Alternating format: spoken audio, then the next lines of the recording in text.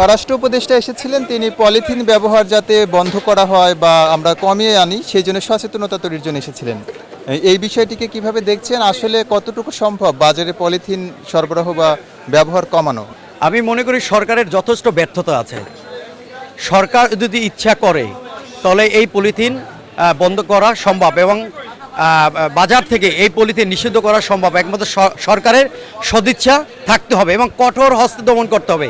আমাদের সমাজে বাংলাদেশের মানুষ বিশেষ করে সবচেয়ে বড় খারাপ, তারা আইনকে শ্রদ্ধা করে না। প্রশাসনের দুর্বলতা আছে, আর সরকারের বিশেষ করে সরকারের বড় দুর্বলতার কারণ হচ্ছে এটি যে এখনও আজকেও ষষ্ঠমন্ত্রী এই পলিথিনের ব্যাপারে উনি বিবৃতি দিয়েছে, আমি নিজে দেখলাম।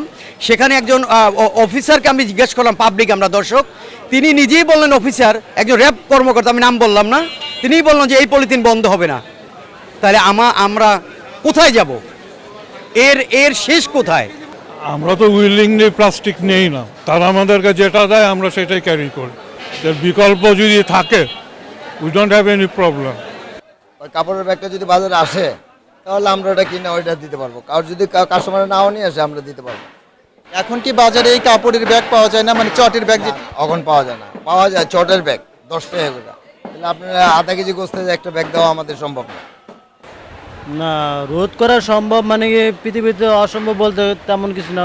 উন্নত রাষ্ট্রে তো আমরা পলিথিন বিকল্প ব্যবহার করতেছে। তো আমাদের দেশে যেহেতু পলিথিনগুলা রিফাইন করার কোনো মেশিন নাই, স্থাপন করা নাই, চায়নাতে আছে।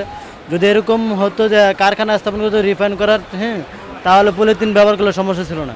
যেহেতু এগুলো প্রাকৃতিকভাবে আমাদের ক্ষতি করতেছে, যার জন্য হয়তো নিষেধ করতে চাইতেছে সরকার। তবে এর বিকল্প যে পাটের বা অন্য টিস্যু ব্যাগগুলো, ওগুলো অ্যাভেলেবেল মার্কেটে নাই। ওগুলো উৎপাদন বাড়ানো হচ্ছে উচিত। ওগুলো অ্যাভেলেবেল থাকলে আর পলিথিন কেউ ইউজ করতো না।